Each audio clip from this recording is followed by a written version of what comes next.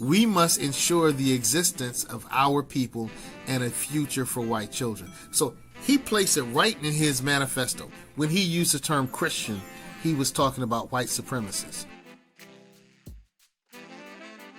Yo, what's this have to do with empowerment? Stay tuned. What's this have to do with black empowerment?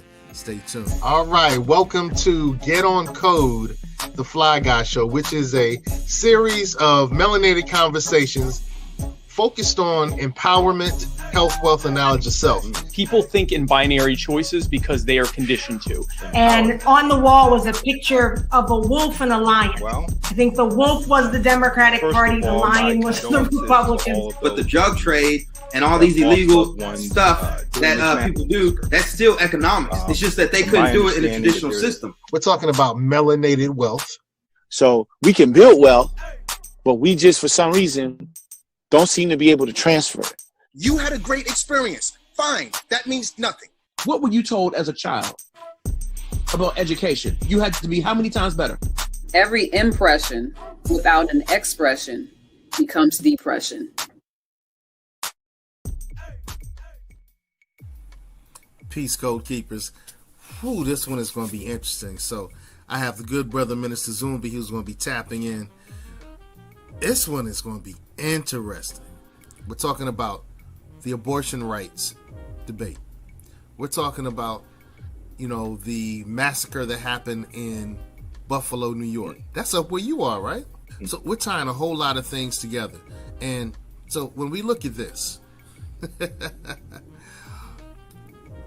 on the abortion rights side, we have women saying, why do old white men get to decide? But on the action side, we have young 18-year-old white men who are deciding that they're going to take somebody's life.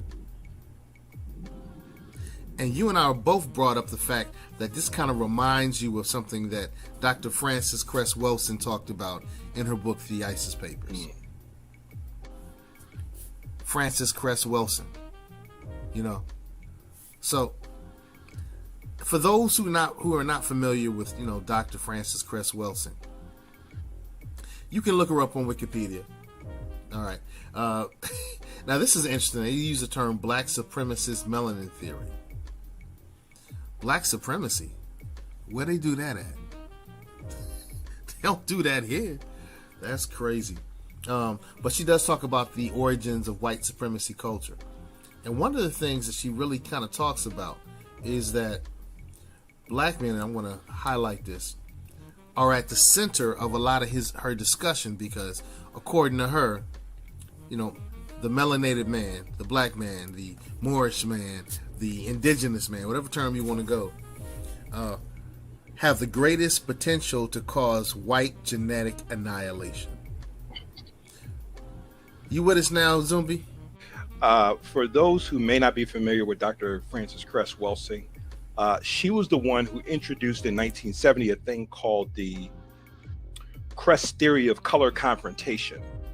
And what she was seeking was, what is it about this, I guess you would call it clash of races or clash of cultures. And being a protege of Dr. Neely Fuller, she attended one of his lectures one night, and it came to, and I guess you would say, an aha or a eureka moment for Dr. Welsing when she developed this thing called the Cress theory of color confrontation. And in it, she says that everything is based on genetic survival. And she says that the reason why you have this hostile aggression from this group of people known as quote unquote white, Caucasoid, etc., is because of genetic dominance versus genetic recessivism, or what she calls albinism or whiteness. And what she says is, like what the brother said earlier, the Afro-Latino male, or basically the original man, has the genetic material to annihilate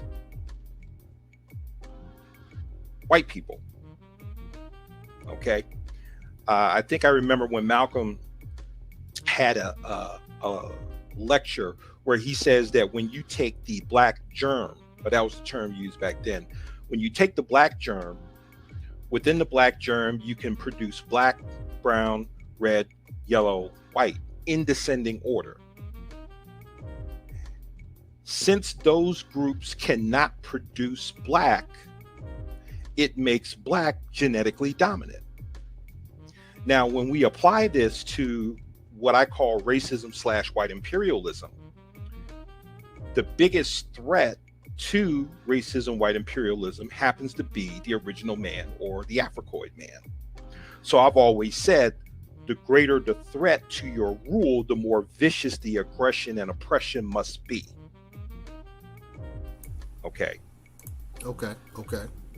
But we do hear that. Yeah. Our white brothers and sisters are saying, "Hey, we're running out of time." And so, when we talk about abortion, Roe versus Wade is not about abortion rights. It's about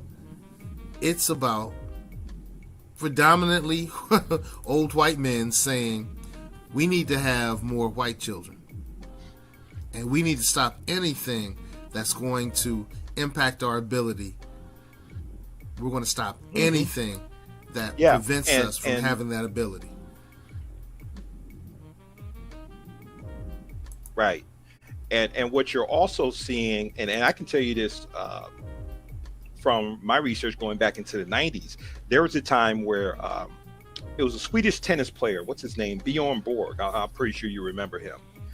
He was actually involved in his country's, they had a campaign to get white young people to not only marry, but to produce babies. The Swedish government was actually offering to pay them to do this. Okay. And when you go into, and I think it was Riza Islam that talked about it in one of the things in Hidden Colors, where why is it that when you go into suburban or affluent communities, you're always finding fertility clinics. But yet, when you come amongst us, I mean, ask yourself the question, why is it that the condoms are free in the hood?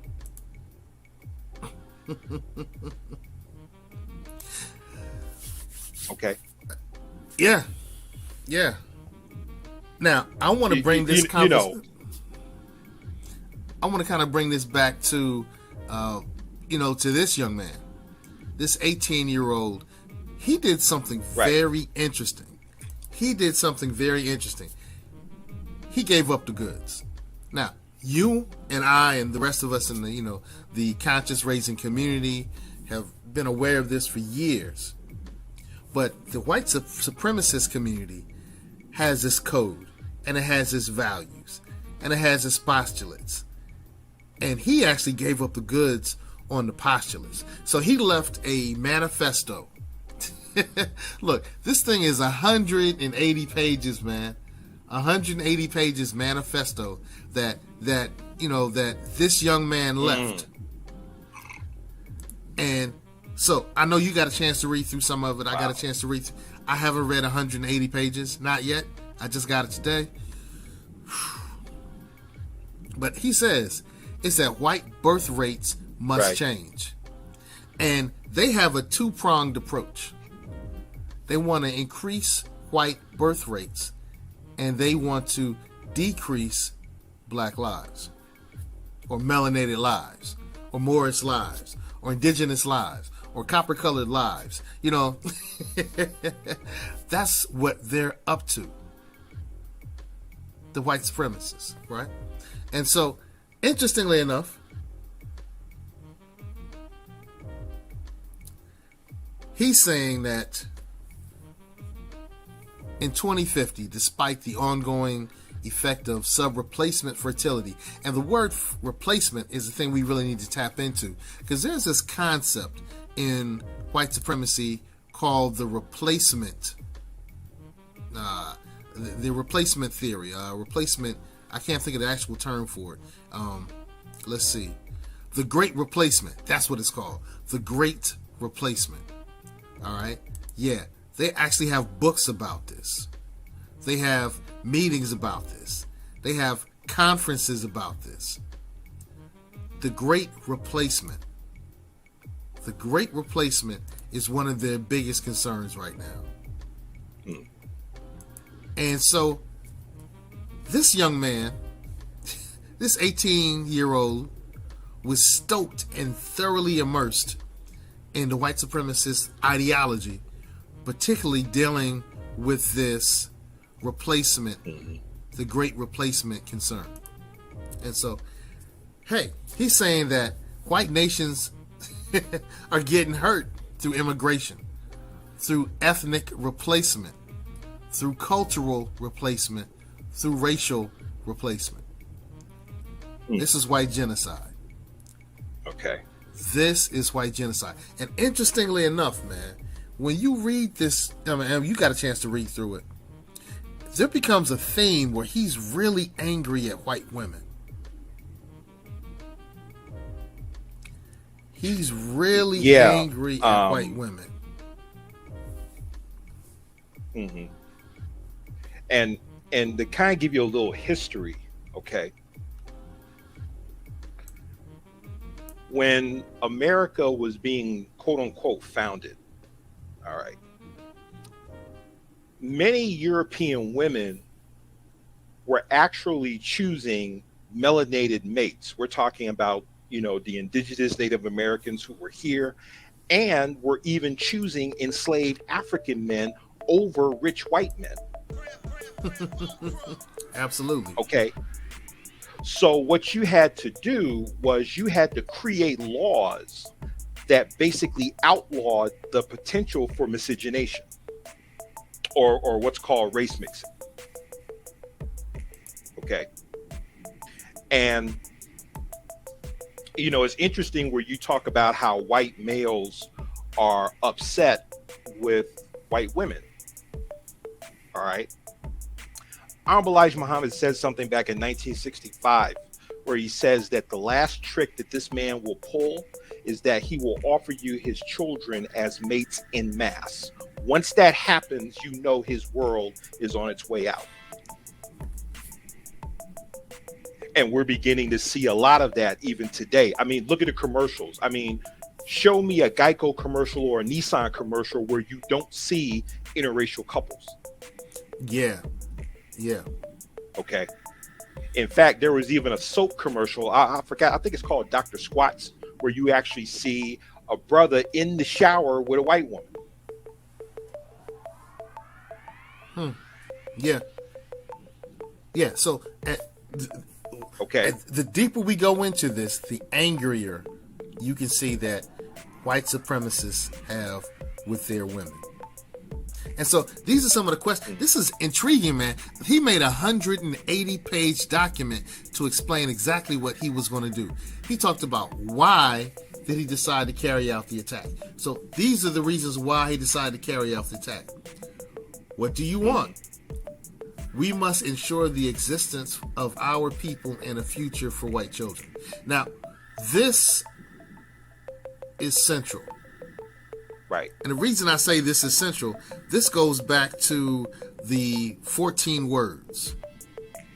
All right. So the 14 words, or the 1488, it's a white separatist slogan originating with David Eden Lane, but connected with Adolf Hitler in his autobiographical book, Mein Kampf. And these words are used by neo-Nazis, white power skinheads, white nationalists, the alt-right, a lot of our conservatives. And the phrase is, the phrase that he used, let me see, I gotta find it, it's in here. We must secure the existence of our people and a future for white children. Those are the 14 words. We must secure the existence of our people and a future for white children. Right. Crazy. Yeah. So we must ensure the existence of our people and a future for white children. So he placed it right in his manifesto. We must ensure the existence of our people and a future for white children. So he placed it right in his manifesto. We must ensure the existence of our people and a future for white children. So he placed it right in his manifesto.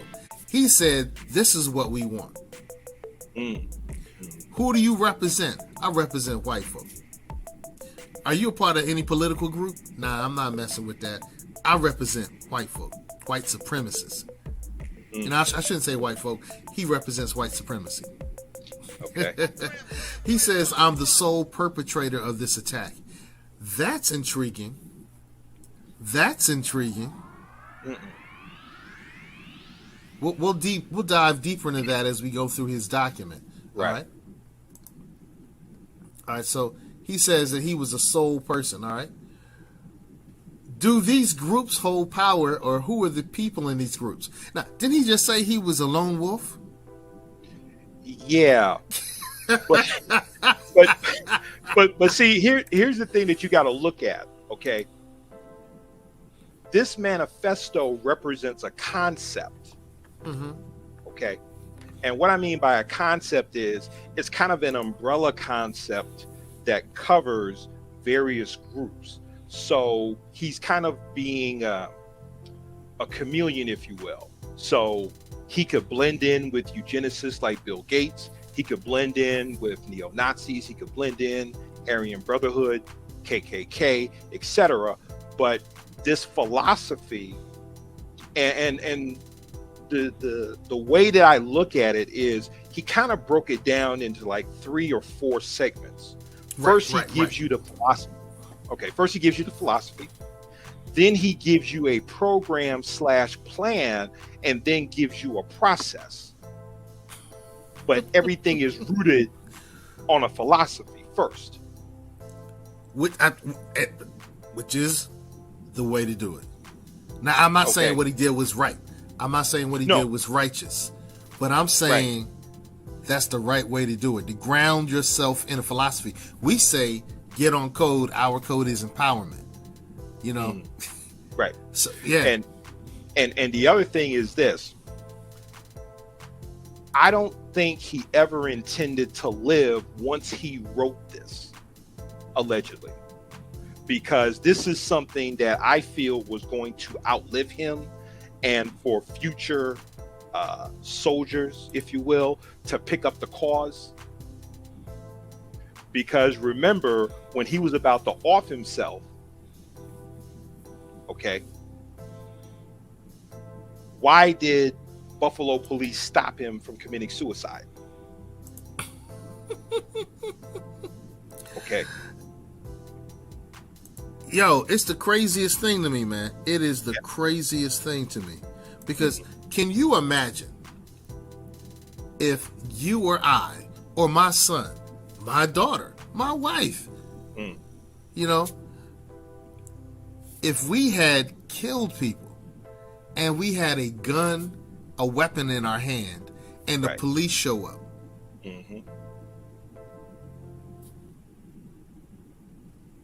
it would be a totally different conversation, bro.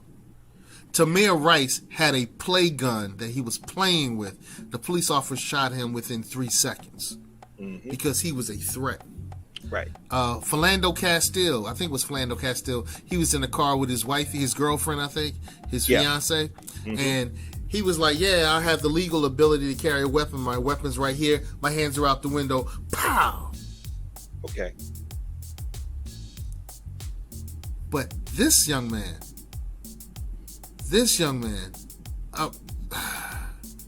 and you know, these are some of the people who are ancestors now, and may their lives as ancestors be a blessed one.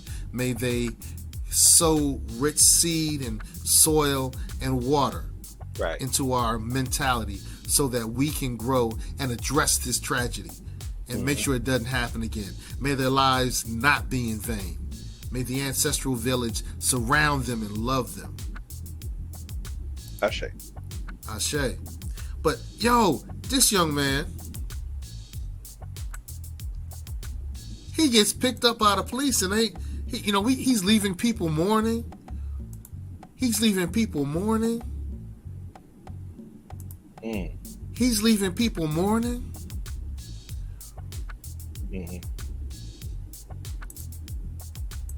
But he walks away with the police. They put him in handcuffs. This is America.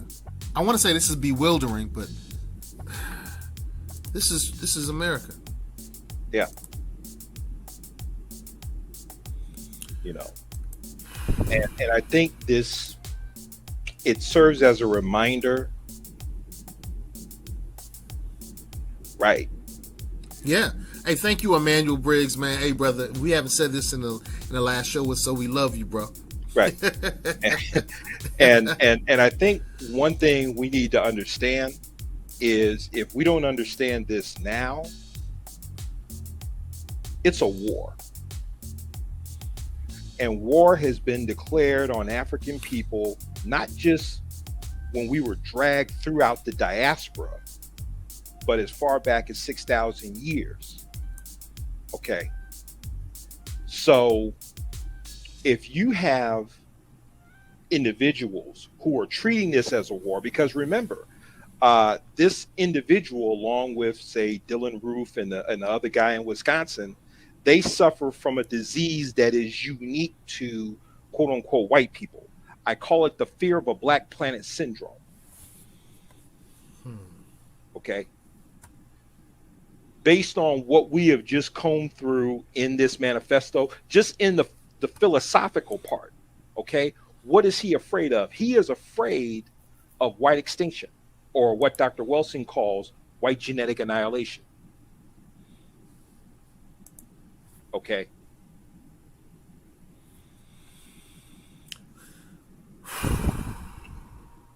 And you know what? Shamarkner is also bringing up an interesting point, which we should probably tap into a little later, brother. That right. That as he considers it, the biggest issue is that a majority of non-white population on the earth sadly identify themselves with white supremacy. So you will find Asian white supremacists. You will find so-called black white supremacists. You're going to find Latinx, Latino, whatever term you want to use to my para mi gente. All right.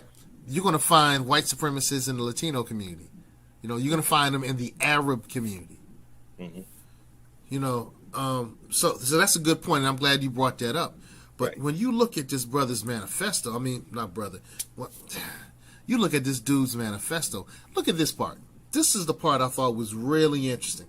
Why did you target those people? Mm-hmm. Now, he wrote this before he did this heinous act. May he rest in hell. You know, may he rest in hell. They are an obvious, visible, and large group of replacers. Mm-hmm. Who are they? Who is he talking about when he says they? When he says they, he's talking about these people. Mm-hmm. He's saying that we are replacers. And in white supremacist ideology, we are replacers. Mm-hmm. From a culture with highly fertile, with higher fertility rates and strong, robust traditions that seek to occupy my people's land. Look at this. Now check this out.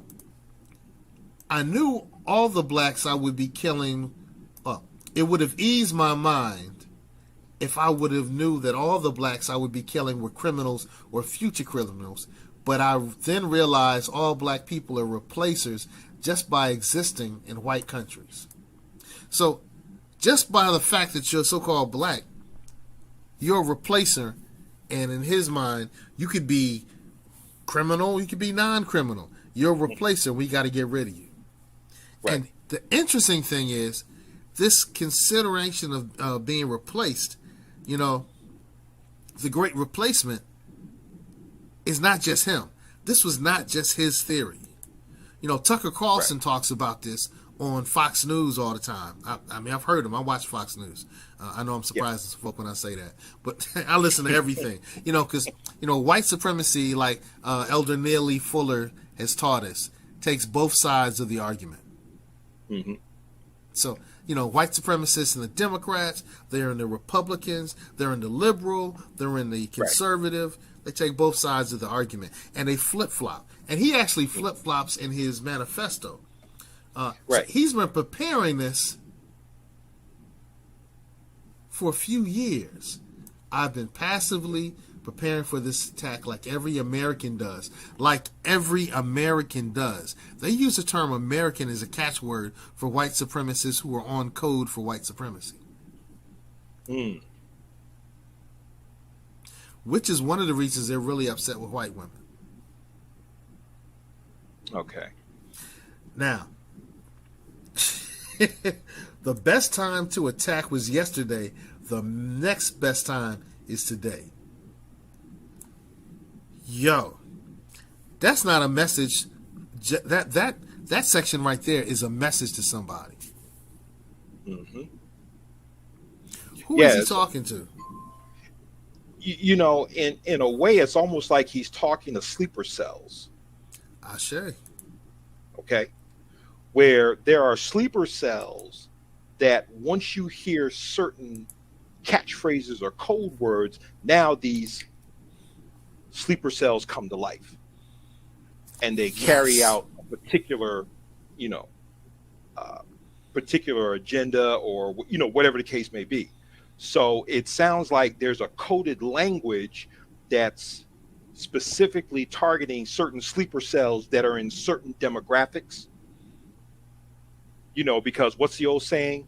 The KKK now wears robes and uniforms. Right. Okay.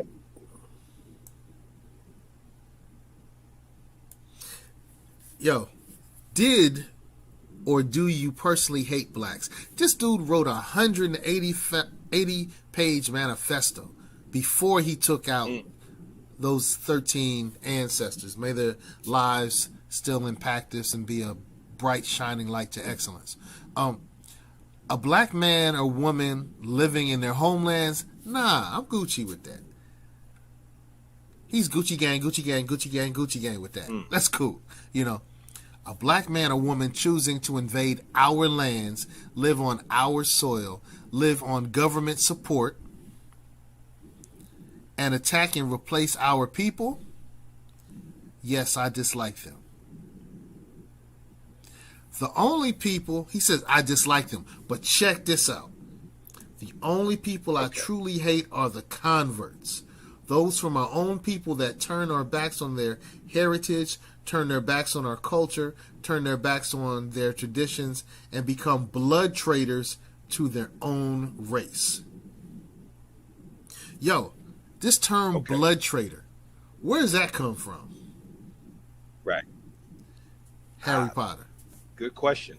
But I will tell you this. When I read that piece, you know what came to mind? What came to mind is white people who embraced Islam. That was the first thing that came to mind. Do tell. Okay. Islam is still the fastest growing religion on the planet. Okay. Serves roughly, let's say, about 2 billion. Less than 10% of that Islamic world is of Arab origin. 1 out of every 4 Muslims walking a planet is of African origin. Mm-hmm. Okay. And so when I read this piece where he talks about converts, okay, that's religious talk. That is religious talk. Yeah. And I can tell you, going back into the 90s, I remember when white cats used to sit in the cipher and I would see them go to the mosque and eventually take Shahada and become Muslim. Mm-hmm. Primarily Sunni Muslim. Okay. And so that's been, I think the biggest fear is seeing white youth embrace non-white religions like Islam, like Buddhism, like Hinduism, etc.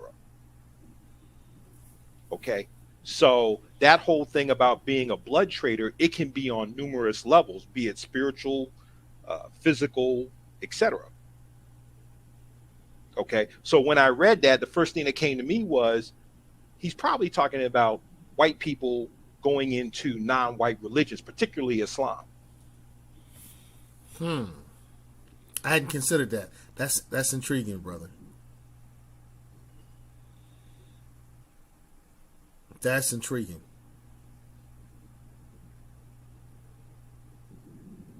Mm-hmm. That's intriguing. That's intriguing. So let's go down to this. Now that you bring up Islam and Okay.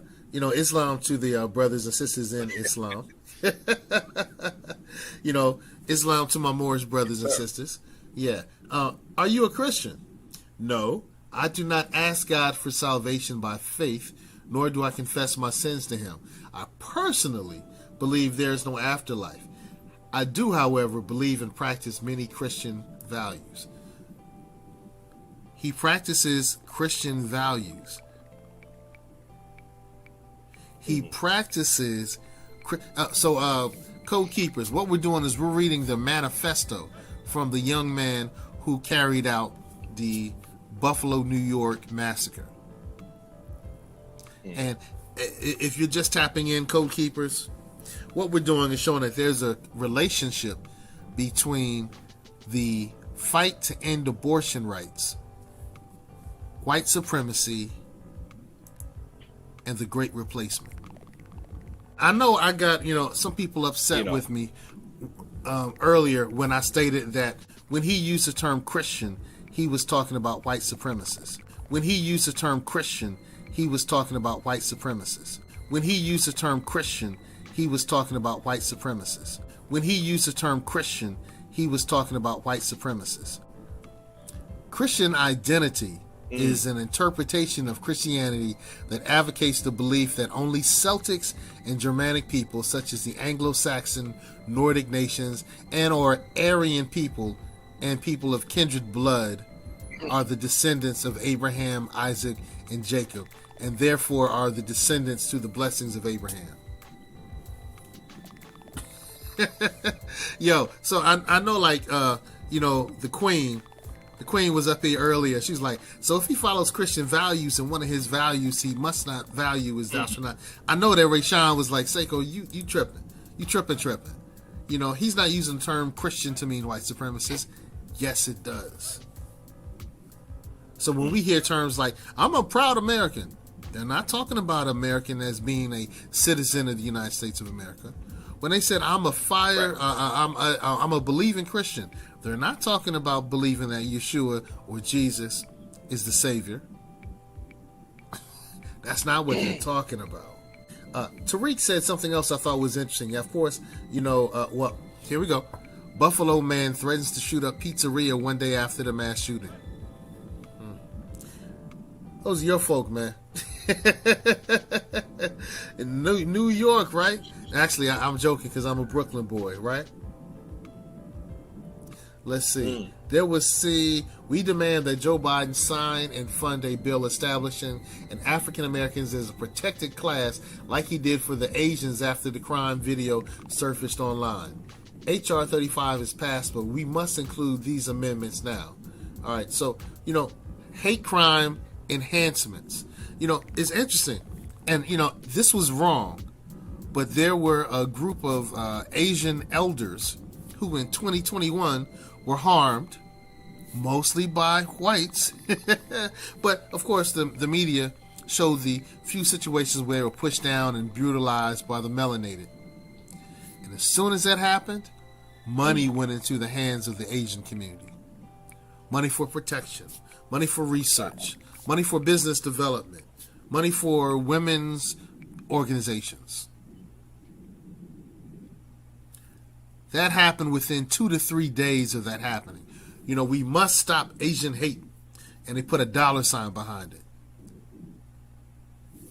Didn't happen here.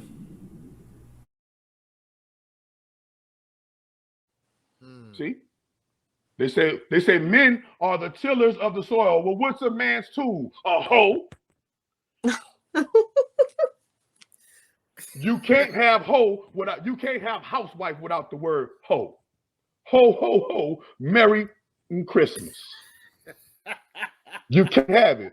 There's two types of hoes. They got one that is contracted to monogamous to this person for a long-term contract. You're going to protect, serve, maintain, sustain, and provide for me as your wife, and I'm going to be your long contracted term hoe. Why? Because I'm going to cook, clean, feed you, I'll nurture you, I'm gonna tenderize you, I'm gonna put that vagina on you, I'm gonna make sure I'm gonna be the freak in the sheets and the lady in the streets that you need to be. I'm gonna be the best hoe you ever need. You ain't gonna need another hoe than me. Okay, that is a long-term contract hoe. They got the other hoes over here though that do the short term. Right? They're gonna do the short term over here. They're gonna they're gonna bounce from every cucumber and bounce from every eggplant over here. And they're gonna go to they're gonna go to the salad garden and bounce from all of the cucumbers and the eggplant. Those are called temporary services, like they got in the streets, in public sector, temporary services. These are temporary hoes. But last time I checked, HO, you can't have housewife or the other one without the HO. And the HO spelled backwards is O. This is why when you have sex, you go, oh. So the world needs hoes. I don't shy away and running from the words, English words that our society speak every day in our movies, speak every day in our songs, speak every day in our daily language. But now y'all done got y'all some black empowerment. Now y'all too holy now. You don't go to the club no more, so you don't use those words no more now. You're holier than thou now. You forgot you come from Project and cheese and you forgot to come from bologna and syrup sandwiches now. Now I ain't talking about y'all. I'm just talking about those of us who have made it to that level. You forgot that we come from poverty. You forgot that we came from Aunt your mama. You see, we forgot we came from soul food that's really killing us, and it ain't soul food at all. Y'all forgot we come from hog maw, chicken, pork chops, and black-eyed peas. You understand me? So I still speak to them. Because that's where I come from. That's who are the ones who are lost. See, you holy people, y'all already good. Y'all gonna make it into heaven. Y'all already know what to do. See, y'all holy already. Y'all know what to do. I'm speaking to the vagabond, the panhandler. No, we don't. No, we don't. Not all the